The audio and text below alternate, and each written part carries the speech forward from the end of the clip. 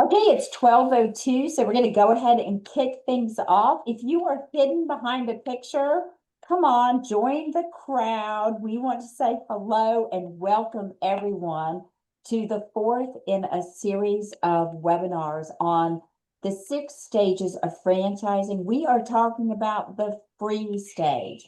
And my favorite way to describe this stage is think about teenagers in your home at some point, if you've lived through that, which was obviously a tough time for you, tough time for all of us, when they want to break free and they have all the answers and we don't really know anything. That's a little bit like the free stage. So welcome. We will carry on. I'm Robin Gagnon. I am the chair of the Franchisor Forum. We are thrilled to have you, and I am joined by Emma Dickinson, President and CEO of Home Helpers and the Vice Chair of the Franchisor Forum as well.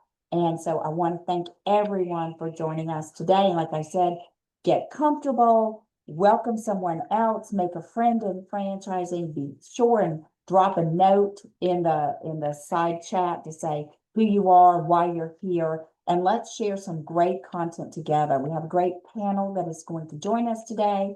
So prior to that, I just want to give everyone an update on what's been going on with the Franchisor Forum.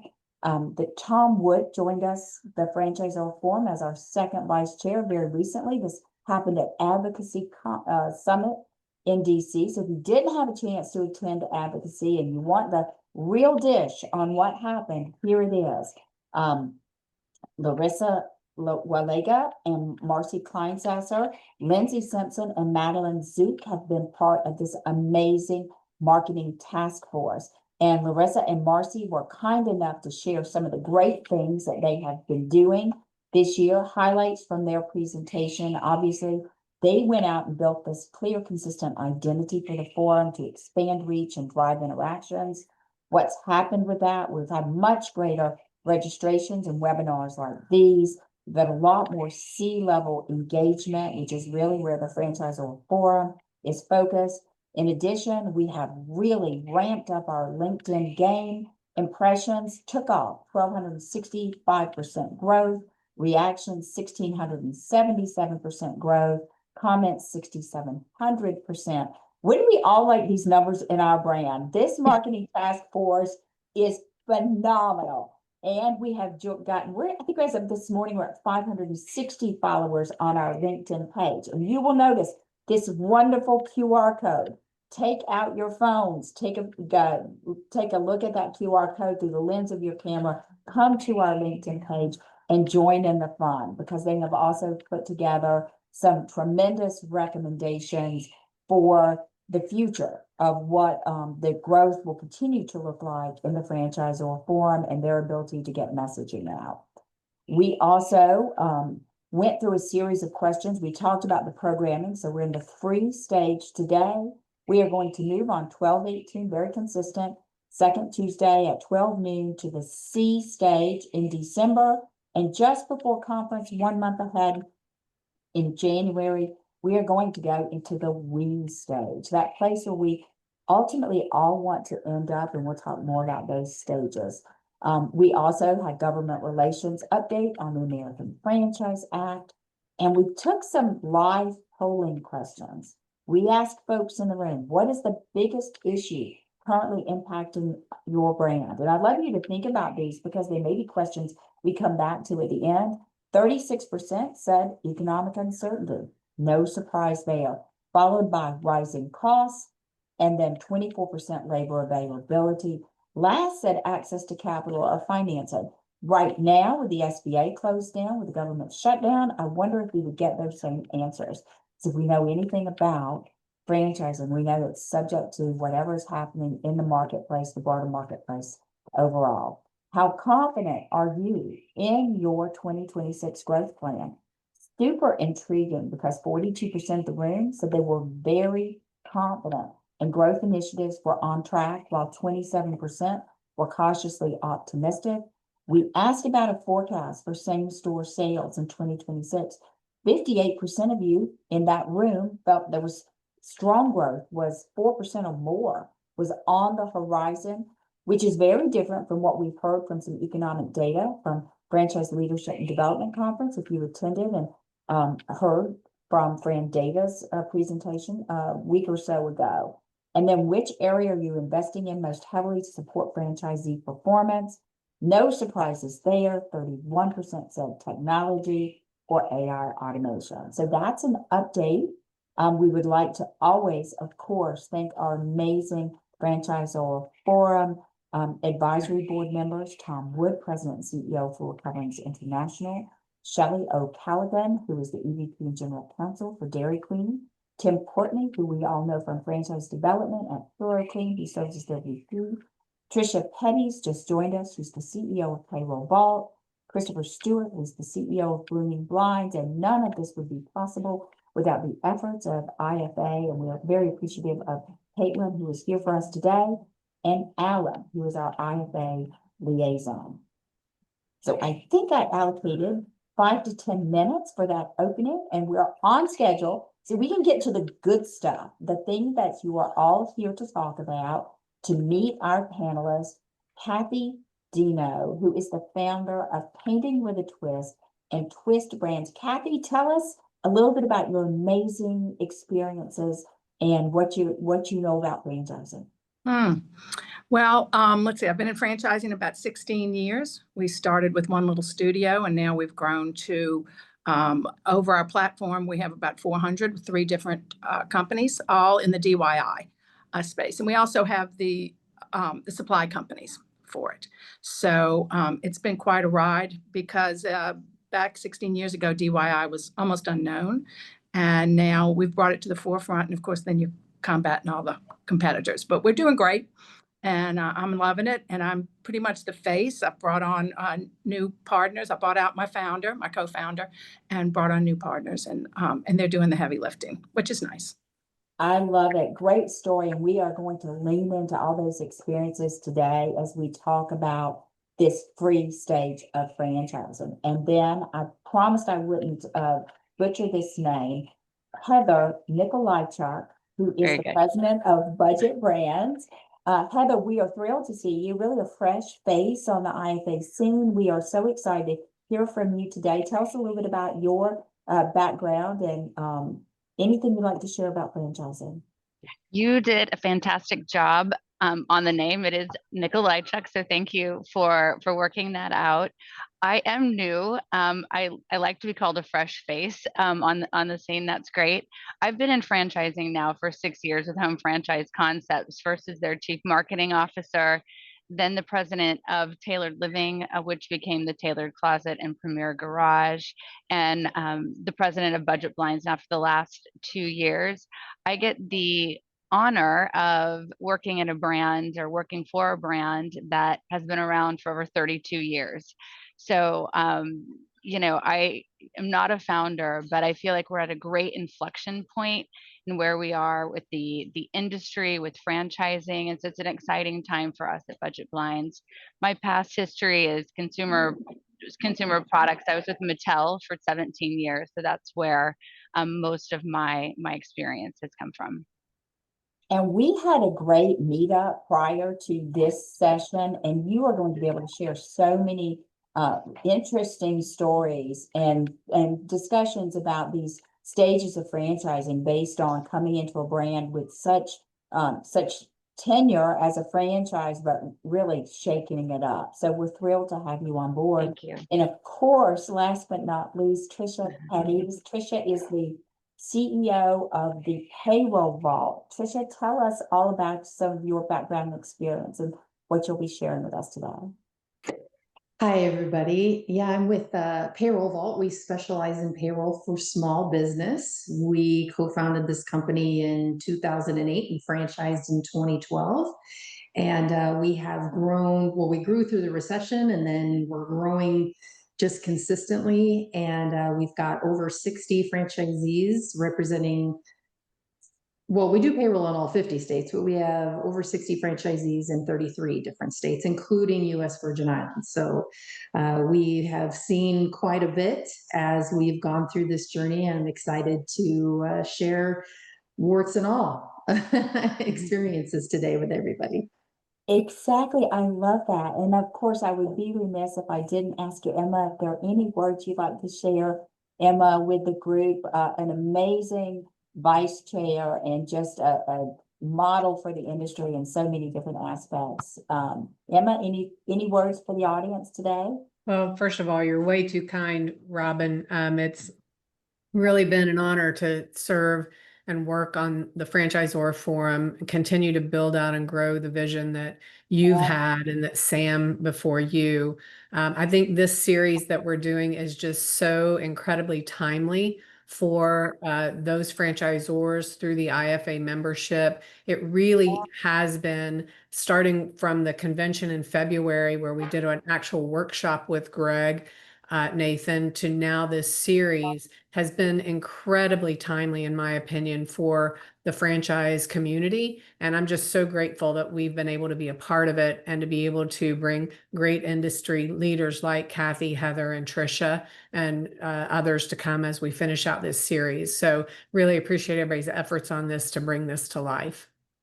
Fantastic. And just to recap, if you have not been part of the prior cycle of webinars, those are available. And we can make those available to you and your team. But let's just kind of recap. What are those stages that Greg laid out just so beautifully? You know, that glee stage, we all know it. We come out of Discovery Day. We're so happy.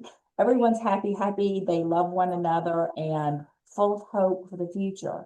And that tends to morph from that time as a relationship into the fee stage, where franchisees start saying, wow, what am I getting for all that money? They've forgotten that path that got them there. And then into the me stage. And if you are a franchisor, I guarantee you have had franchisees at this stage of their evolution where there's like, hey, this is about me beating their chest. I'm the guy that figured this out in my market. And that moves to where we are today, which is the free stage, which is really, like I said, it reminds me of teenagers. I don't like all these restrictions my franchisor is putting in the way I run my business. I'm frustrated. I'm annoyed at the constant interference. I want to be able to do my own thing and express my own ideas. So with that, let's kick it off with this amazing panel and talk a little bit about the free stage. Because our goal today is really to think about how we can have some strategies that channel and champion that independence that these franchisees have into a positive path for the franchisor. To actually think about where sometimes someone is just wants to be so free of the brand, maybe it's appropriate to say, let me create an exit strategy for you. Let's work together, because you may have outgrown us or we may have outgrown you along the way. And then thirdly, let's just think about how we take that legacy knowledge and redirect it in a way that keeps those experienced franchisees engaged rather than disengaged. So I talked with each of you about ways in which your franchisors have said, oh, I want to break free.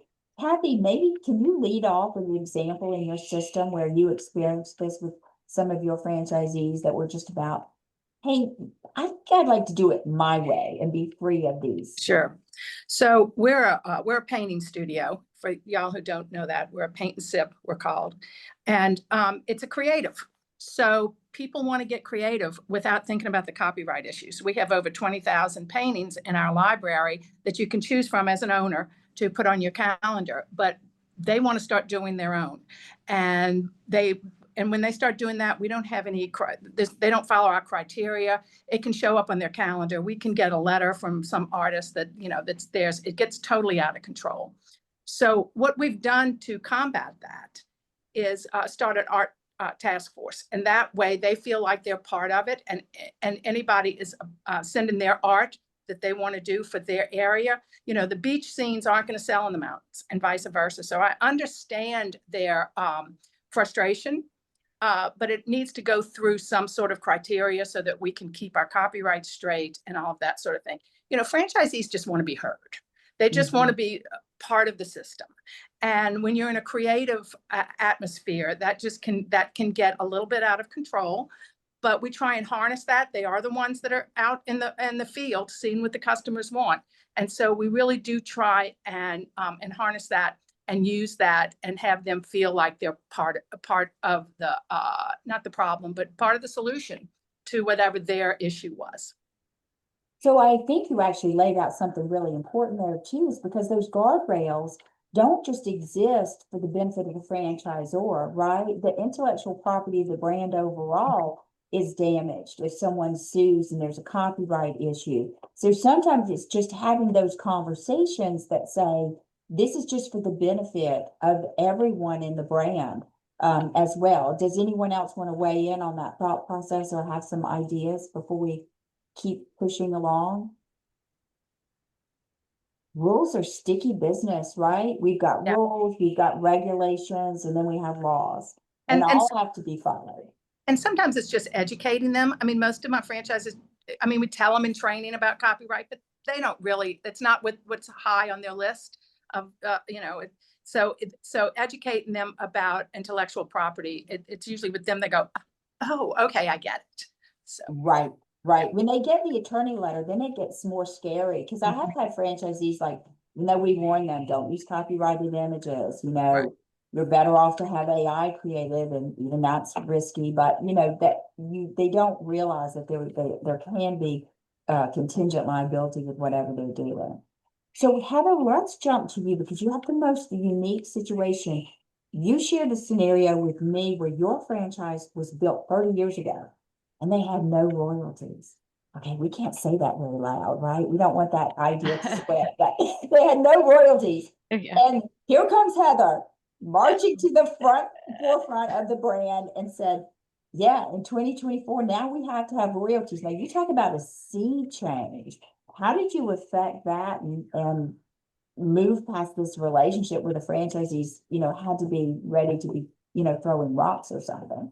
Yeah, they did have royalties. It was just a flat dollar amount per territory, not a flat percentage, but a flat dollar amount. And it was the same for 30 years.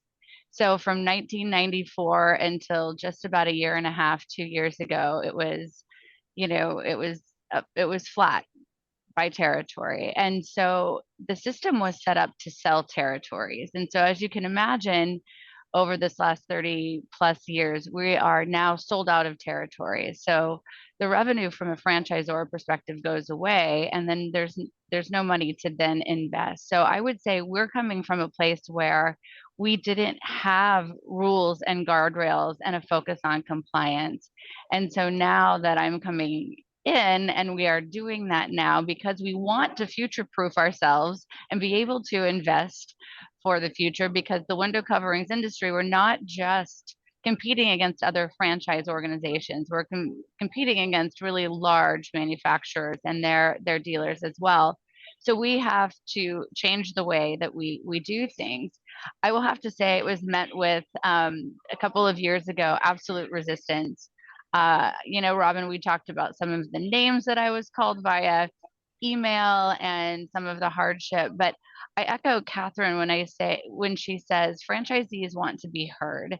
And so what we've done is we've sat down and we've done tours. I've done tours, we've done conversations, we've invited several different groups to weigh in outside of the FAC on what's happening. We also have to show up differently as a franchisor too, right? We have to make sure that we're listening to their feedback and seeing where we might not have come to the table and in a way that we should have before, and then weigh where we should go. Last year, we also, for the first time in our strategic planning, we invited franchisees of all different shapes and sizes and geographies to come in and weigh in on that. And so when we're presenting that, it was done through collaboration versus, kind of in the vacuum of the home office. So we have had to gain a lot of advocacy, and but that was by listening, by talking, and by explaining honestly and factually, transparently about where we are and where the next 10 years could end up if we don't make these drastic changes. we have the same challenges with compliance as well. Corded window coverings are a no-no. And so if you're buying from some other vendor that does not have the same sort of guardrails and guidelines that we have, you do put the entire organization at risk. I start to explain that my job is to think about the aggregate and not the individual. And once we can have those real conversations, I find that you can bring franchisees along. We have 848 of them across 1,500 territories. And so it's taken a couple of years and we have a long way to go. But I would say that the top couple of things are be in front of the franchise organization, listen to what they have to say, and then also look within your own organization to make sure you're showing up the way that they need you to, if you want them to show up the way that you would like them to as well. That is great wisdom. And I love what you said there that, you know, from your position, you have to think about the advocate and not the individual. But at the same time, we're balancing that with really letting the individual feel seen and heard. And, you know, that's a tough balancing act for anyone. And yeah, thank you for sharing that. Very intriguing. So Tricia, let's talk about Payroll Vault. Tell us some examples of where you have seen the franchisees in that free stage, and does that happen frequently when there's change introduced in the organization, the way Heather introduced change in hers?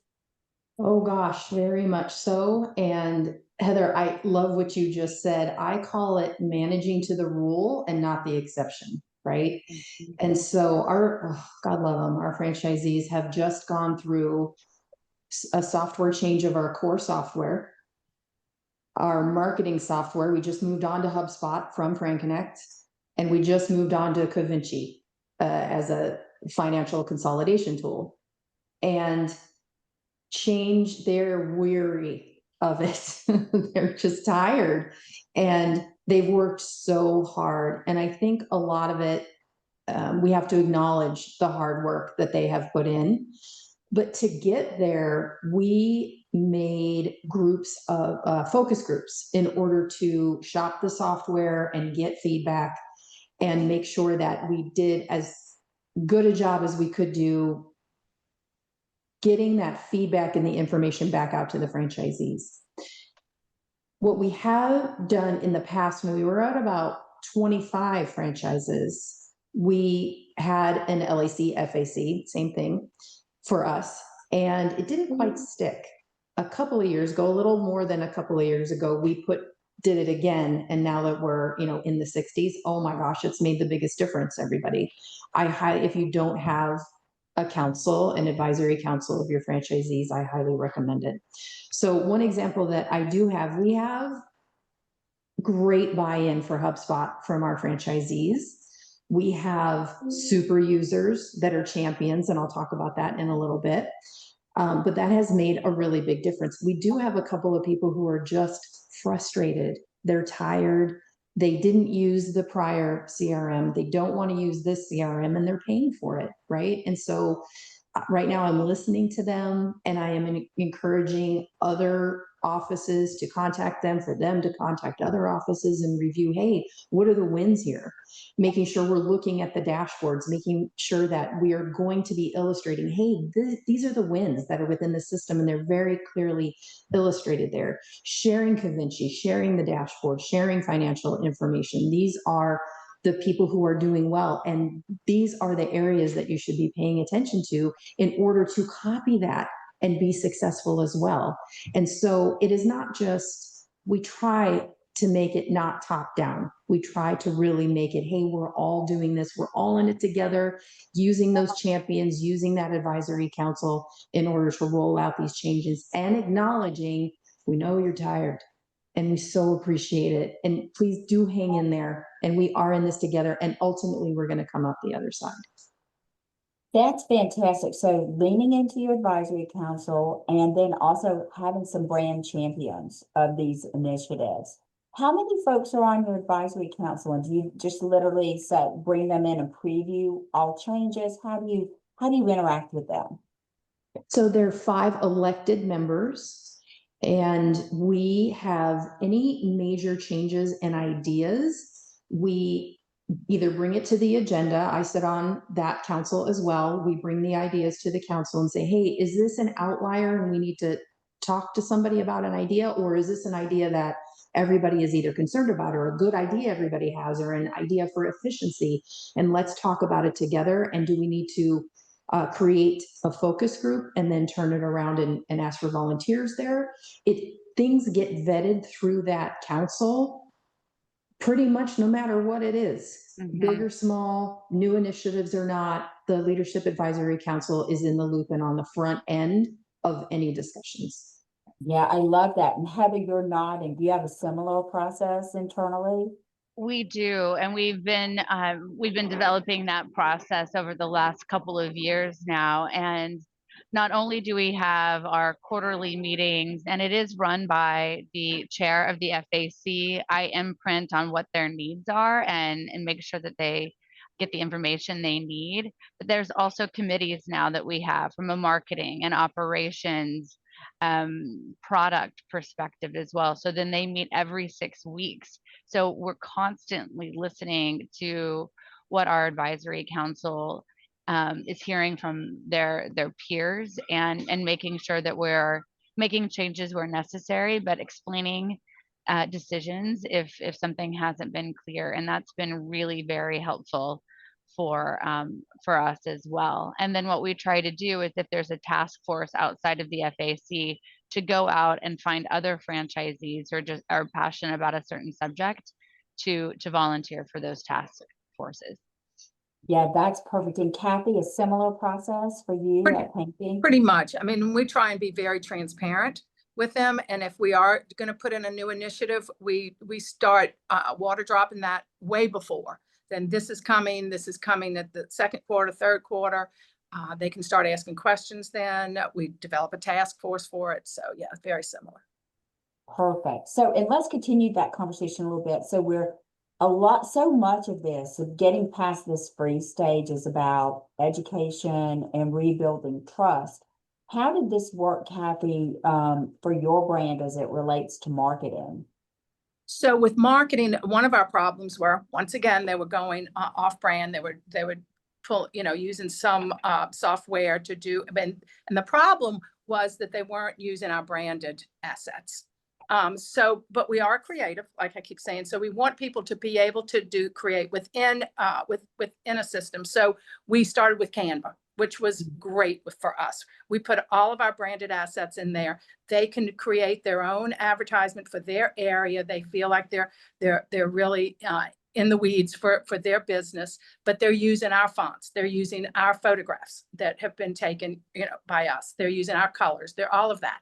So that has really helped on the marketing, on keeping it consistent, keeping it brand consistent, but letting them know that they're really working their own business. And it's not just us, the little puppet masters, telling them everything that they need to do. Because at this point, they are starting to think, I can do this. Even though once you get them to the next stage, they realize they can't. But Right. at this stage, they think they can. Right, right. Heather, you shared with me some advocacy with franchisees around change, and how to get past this. Tell me a little bit about that. So you did some task forces too, the same as Tricia, outside of your actual FAC. Yes, we have. We have a customer experience task force that we have now, where we're looking and at the future and doing some future planning. And they have been a part of that. They've been a part of the RFA and then the RFP process in the agency that we're working with to do that. They've been a part of that. We've had commercial task forces of where we're going to take our commercial business, or where we play from a commercial standpoint, what sort of training and product that we need. So that is very important to our organization now. I would say for everyone that's out there, it doesn't come without making a ton of mistakes. I have made a lot of them just in the last six years, and it all comes down to I didn't communicate, or I didn't bring the right people along. And You just need to own up to that and make sure that you try to learn from those mistakes.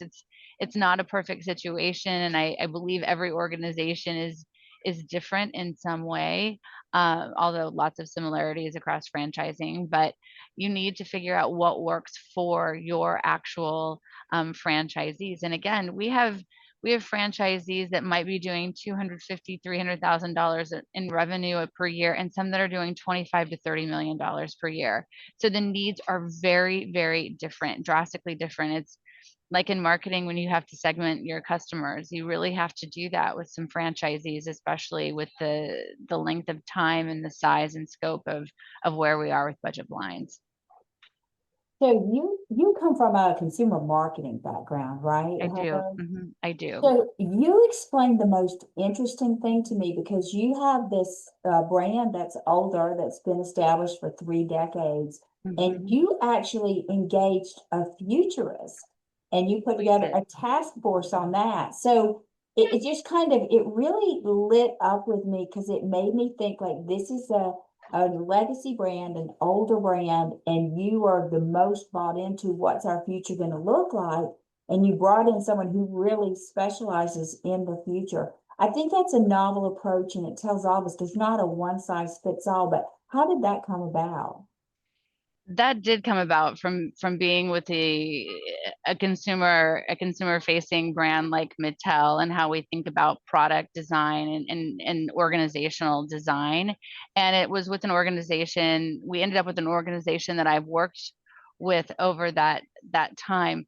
And again, franchising is one thing, but we are a brand that is consumer facing, and we oftentimes focus on our franchisees, which we should, because we are a franchisor, but we've forgotten about the end consumer and how we bring product to them. And that affects our franchisees in a very, very big way. And the industry is ripe for innovation. It's ripe for new thinking. And we get the opportunity to drive that. It's a little bit different because we are a franchise organization, but there's still a lot of opportunity that we can start to drive the industry in a more forward-thinking way for our consumers. And I apologize for the lighting. I'm in an airport, and I didn't realize the lighting would.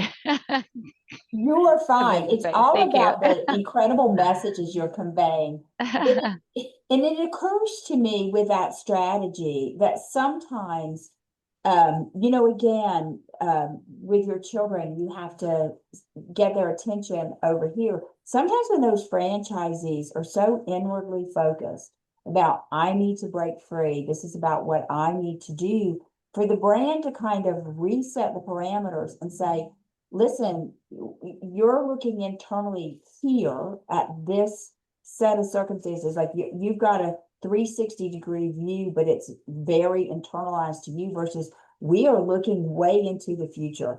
Where's this brand with the consumer? Where is this brand overall going to grow? Where is it going to build? I think that's actually a very effective strategy to get people off of this, I want to break free, to say, oh my goodness, I might miss out on the next big thing. This is why I joined a franchise, because they're visionaries who are coming up with great ideas. And we're going to have a lot of franchisees who are excited and want to be a part of that. But you said this earlier, Robin, that some are not going to want to be a part of it. And that's okay. And it's our job to help them then to move on to their next journey, right? And to do it in a really thoughtful and positive way with them. But if I were a franchisee, I would absolutely want my franchisor to be thinking about what's next. It's been fun watching them kind of break out of their day to day, because they always come back to that. And then you keep pushing and you keep pushing. And then all of a sudden they become creative. They become the ones driving the conversation, and I have to pull them back. So it's been fun to watch that happen, and just a new way to think. Right. Love that. Trisha, you have talked about integrating champions for change at Payroll Vault to help communicate the value, to help these franchisees move past. So a little bit of a different approach, because this is now taking somebody inside the brand and saying, help me champion this initiative, versus kind of taking a big look at the way Heather did. Tell us more about that.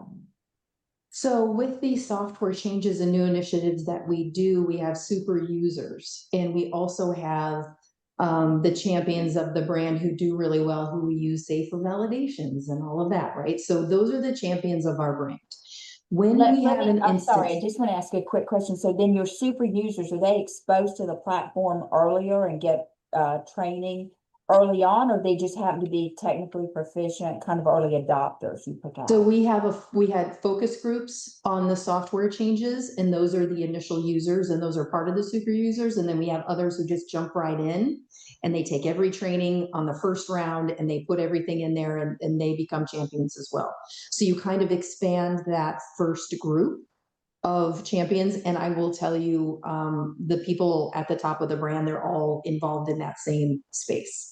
So they are our champions, they are our super users. So when we do have folks who aren't as jazzed about it, or maybe they drag their feet in participation, or they don't want to take the training, or maybe they're overwhelmed, the culture of our company is that we help each other and that we're there for each other. And so I start by just trying to get with them and listening to them and trying to get out of email back and forth, right? I don't like this. Well, why not? Right? You don't want to, you want to have a conversation, ideally cameras on, ideally, reaching out and being as in person or as face to face as you possibly can, and say, okay, say more about frustration, say more about how I can help, and where are you at with this, and who can I put you in touch with? I mean, is it a marketing thing? Is it a technology thing? Is it just time thing? How can we support you in order to move forward? And so that is where we use our brand champions and our product champions to put those folks in front of a franchisee who might be struggling, and maybe they do just need to vent. And so we try to listen to them first and then put them in front of somebody who's like, hey, how can I help? And is right there with them. But we do get to the end of that road of, they are, it's maybe not a fit anymore, or they do want to kind of manage out, or they kind of like where they're at and maybe ready for that next thing. So then we start having those conversations. Right, right. Very fair. So this is a question I just want to throw to everyone. Do you think there's certain demographic groups, say Gen Z or Gen X or baby boomers, that are more likely to challenge that status quo in the free stage? Kathy, what do you think? I do think that and I think that as people get older, they understand rules better, they understand, systems better. And as they're younger, especially in our business, which I keep saying, but it is creative. And so they get into it because they are creative. And the kids, they're willing to push that envelope a little bit more than maybe other people are, older people are, that have been through this sort of thing, whether it's with a franchise or just life in general. And they will try and push it a little bit more. So yes, I do agree with that. Although we don't have a whole lot of millennial franchisees, but I do find that with employees and everything too, just in general. Yeah, that's super interesting, because I think there's a trend in franchising now for us to kind of go after some of those younger franchisees. Heather, what about you? Do you see anything generational in folks who kind of become a little bit more obstinate perhaps during that free stage? I honestly believe it is less generational and more psychographical. Yeah, I think it's if they came in to buy a job, that's where they will always be, and it doesn't matter what generation that they've come in, and we have some of those. If they've come in to grow and they have a mindset to grow, I find that you can push no matter what generation they're from. So we have a lot of franchisees across all of the spectrum, and that's what I find, is that we have some young people who are very obstinate and set in their ways and they don't want to change. We have some older generation, same thing. I find it's why they entered, what their North Star actually is, and how long they want to continue the business is what really defines what how they think and how to push. So that's definitely what I found. Now, I would say many of our franchisees that have been in for 25 or 30 years have for sure said, this is too much change for me. I don't want to go on this journey with you. But that's also at an age of retirement as well, where they would do that, I think, in any organization. And this just kind of pushes them to make that change. Good point. Good point. Trisha, how about you? You know, Robin, when you floated this question, I went and I looked. Okay, because you're an accountant and data matters, right? And I think I will go more with Heather. It's the legacy, where they're at in the time they've been with us, that kind of makes a difference. I didn't really see a generational change, but our other two panelists have a much bigger system, right? I'm looking at 65 owners and not 655 owners, right? But no, I didn't see any change generation wise. So we're going to play an audio in a few minutes, but before we go to that, I want to circle around with everyone again and ask you to give us a strategy, even if it's something you've already mentioned, a strategy you relied on that can really help us turn the corner with these independent-minded franchisees that are in this instance of freedom. How do we turn the corner with them and make them not only like what they're doing, but become ambassadors and champions of the brand and of the change? Kathy, any thoughts? What's a strategy, maybe Well, the best strategy you we try and make them feel included. That's, that seems to be one of the biggest problems when they get to this stage, is they don't feel included. They don't feel like they have a say in what they've invested in. And sometimes it's because we're moving too, as the franchisor, we are moving too fast. But it also gives them a voice, and they feel like they're being heard. And so that's what we do. And if we have a real problem, we really put our ops person on it, like white on rice. I mean, we say, that's who you're focusing on for a week, give them all of your attention. And that usually can turn them around, because usually by this point, they've stopped looking at your webinars, they've stopped looking at your playbooks. And really what they need is just that push to say, we do have all of this here for you. You just need to use it. So. Yeah, good advice. Good advice. Trisha, how about you? I think, again, really leaning into the LAC or FACs. They are so valuable, making sure that people are feeling heard. I did want to say that I'm happy to share our bylaws. If any of you are not utilizing an FAC or LAC, Kay Wasserman, who's actually on this call, helped us with ours. And I'm happy to share it if somebody needs a template. Really lean into that LAC and encourage participation for those who maybe have gone radio silent. And if it's not somebody from your leadership team, make it another franchisee to try to break through, to get in front of them and encourage them to participate. Interesting point from what you just said. We kind of associate this freedom stage with conflict, but what's worse is radio silence, right? Because then you don't have a chance to bring them back into the fold. Heather, what's your strategy that you've relied on? I think, first of all, I had to become okay with not pleasing 100% of the people 100% of the time. I think that's strategy one for just my own edification. And that's what I'm trying to teach my team. We may not be able to bring everyone into the fold. Everyone is different. Everyone is on a different journey, and that's okay. What our obligation is to have transparent, thoughtful conversations with them, and bringing them in, collaborating, showing up every day, and taking their feedback, implementing what we can, being transparent about why we cannot, and having those individual conversations. I've been on tour for 2 years. I'm always on the road. Like I said, I'm in an airport right now. And that's really important. But at the same time, the definition of insanity, don't do that either. And I think that I've learned a lot of that in the last 2 years, that some people are not going to come along, and that's okay. As long as you know that what you and the team are doing are what's best for the organization, and that you're leaving it better than where you found it. And so I think it's everything that Kathy and Trisha have had to say, on top of also recognizing that it might not always work out the way that you would hope it would. You want everyone to stay, you want everyone to like what you're doing, and that just might not happen.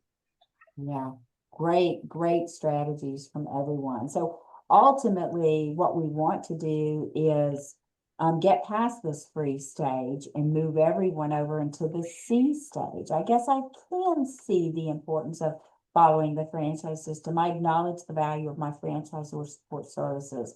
And that will be our next webinar. And ultimately to the we stage, we need to work together to make the most of our business relationship. So what I'd like to do is play a fictional audio segment for everyone, and then ask our panelists to respond to this, and then, of course, any of our guests here today to respond as well. So this is a typical franchisee and a franchise business coach that might have a conversation where that franchisee is in the free stage.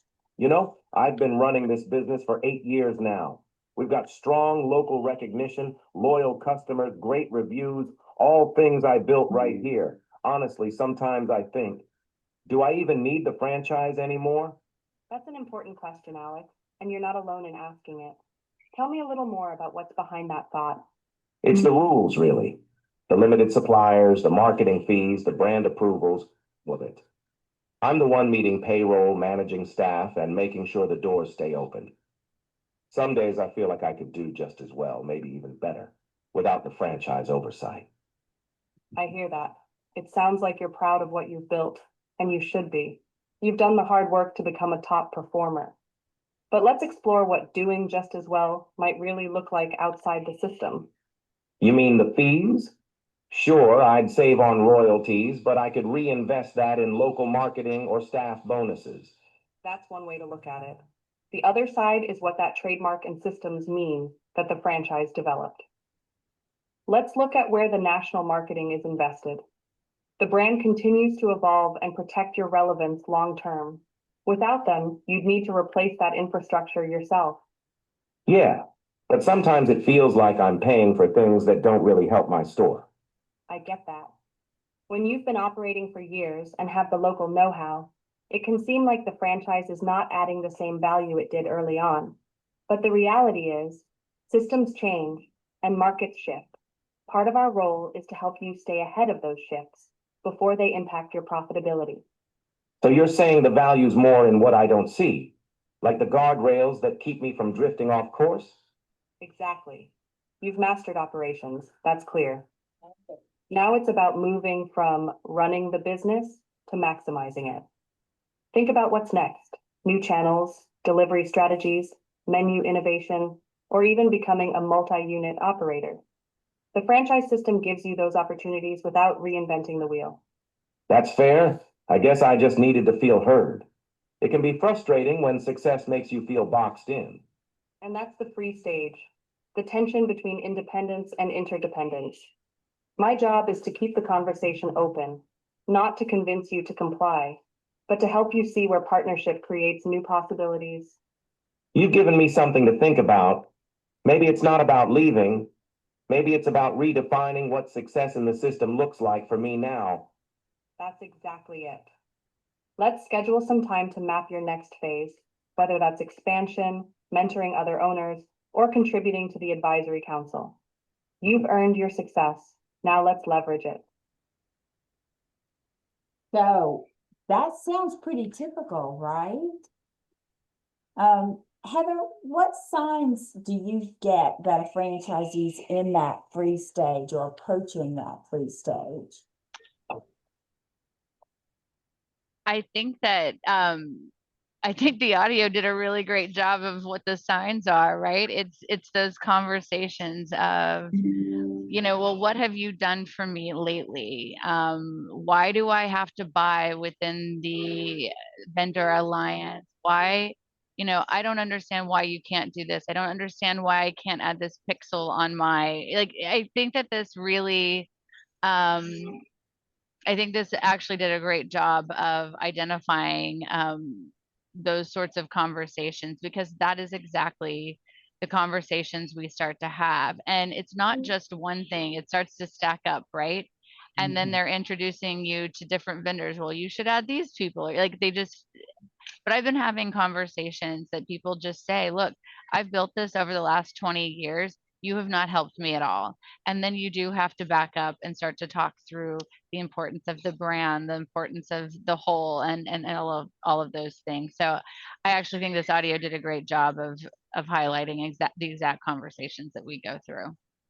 Perfect. So Tricia, how do franchisors respond early before that kind of disengagement deepens? Yeah, I think that the quieter they get, the more we need to get in front of them. And if they aren't willing to engage, put another franchisee in front of them, a member of the LAC, really engage them and try to pull them into participation. And once we do get in front of them, it is something different for everybody. I mean, this script was a really good illustration, and it covered all the things, but the conversations that I have, it's usually one of those things, right? One of those things is the frustration. And sometimes they just need to get it out and then they feel better. And sometimes they need, okay, a solution. Do we need a focus group? Do they need to talk to the LAC? So getting in front of them and really trying to identify what what they want to say and listening to them and what their concerns are is really important very early on, as early as you can, as early as you know about it, or as early as they start getting quiet. The quiet is a key signal. Yeah, Yeah. perfect. And Kathy, what internal supports, coaching, recognition, peer leadership roles? A couple were suggested. Do those help shift the conversation from independence to interdependence? It does. It does. When we run across this, what our explanation to the disgruntled franchisee is that you have access to, for in our case, in Pain with a Twist, not my other brands, you have access to 200 minds who are out there working the same thing you're working, and and our businesses are trend related, and so you want all of that those minds working on something. Yes, he may have been doing a great job with what he had gotten so far, but what is the franchisor going to give them for the next 10 years that he can then also capitalize on? So that is something, that's a conversation that works for us. Is they don't think about that. They're all in their own little world, in their little studio, and they're not seeing the bigger picture. And sometimes you just have to bring them back to that. And I'm not sure that I answered your question. No, I think you did. And I think it's actually a little bit of that strategy Heather showed us earlier about, kind of take your eye, try to distract their attention from the me and the here and the now and look at the bigger picture, bring this futurist in service. Like founders and leaders are visionaries. Can you paint the picture of where we're going to be here in 5 years? On your own, you might be here. And bring people along and paint that picture. And Heather, I don't know if you unmuted, did you want to join in there too? I think that what I really enjoyed about the audio too was she said, you've mastered the operations and now it's time to maximize. And I think that that's a great conversation to have, because you do get to a point, I think, as an owner that I'm doing everything. I've done everything and now I'm just coasting. I've got it dialed in. But when you start to say, hey, are you doing motorization? Well, no. Well, that could maximize your territory. Are you doing soft? Well, no. Oh my gosh, there's so much more, right? And if you can show them that and show them the excitement, get them excited about something like that, I thought that was a really great way to start to inspire. It's like, look, you've mastered this. That's great. Now let's find some ways to go further. And if they have that growth mindset, you'll be able to get them there. Yeah, love that. So we have some folks on that may have a question or two. I'd love to ask them to weigh in, and they can, I'm not sure, Caitlin, if they're just automatically unmiked or if they can unmute themselves, or do you want the question in the chat? But we would love to hear a question from the audience because you've got this incredible panel of experts. Is there anyone there that would like to serve something up? Oh, Marcy has a question. How have you worked with your business coaches in this stage to adjust or evolve communications? Wow, that's a great question, right? Because to whatever extent we feel like we might have the answers, how we synthesizing that knowledge among the franchise business coaches, the folks who are actually working with them. Kathy, can I call on you first? Yeah, we really promote education within our system. Our coaches are all CFEs. I mean, I think that if you're knowledgeable about the whole franchising industry, that then you can get in there and help them a lot more, you know, because we are an industry, you know, a franchising industry. And so I think that educating, making sure our operations people are educated about what they're trying to do. We usually promote from within, because you can't go somewhere and hire somebody in the paint and sip. Well, you can now, but you couldn't before because there was no paint and sip. So we had to train them to that. And once again, I don't know if I answered your question, but No, that's good Yeah. because you keep your coaches dialed into what's happening in the industry, and education like this, having them attend meetings Right. or watch this webinar after the fact and having these internal conversations are ways in which your franchise business consultants can grow.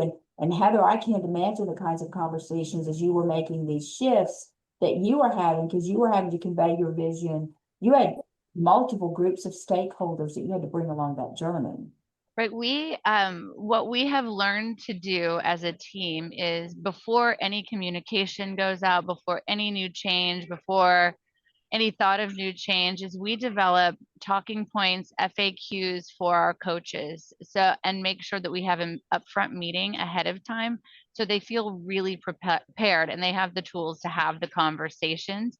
And I think it's just as important to collaborate with them as it is the franchisees, because they are on the ground every single day, and really listening to what they bring to the table is very, very important. And they need to have the tools and be empowered to be able to have the conversations. And so we try to arm them with all of those things prior to them having to go out there in the field. So just as important to have that sales kit for the new initiative passed to the franchise business consultants as it is to have the sales kit for the new product launch or the new whatever that's happening. Super, super good advice. And it's 12:59 p.m. I would like to be respectful of everyone's time, and I would like to thank our amazing panelists today. Kathy Dino, founder extraordinaire, Painting with a Twist Brands. Heather Nikolaichuk, president of Budget Blinds, has provided us with so much great information about really what was a sea change in her organization. And Tricia Petty, CEO of the Payroll Vault, really sharing with us how her brand has worked with franchisees in this stage. And with that, I'll just remind everyone that we do have some additional resources. The prior webinars can be made available to you and your teams at franchise.org. Our future webinars, 12/18/25, the C stage, 1/22/26, the we stage. And every single one of you are a member. If you are a franchisor, C-suite franchisor, you're a member of the Franchisor Forum. We appreciate your participation today, and we welcome you to attend our meeting at conference. And with that, again, being entirely respectful of your time, resources, energy, and effort, I'm going to thank you from the bottom of our heart at the Franchisor Forum for joining us today. I ask you to continue to be engaged, follow our page, and we'll go ahead and draw our webinar to a conclusion right at the 1 o'clock mark. All right. Thank you. Thank you. Thank Thanks, you. everybody. Bye. Bye.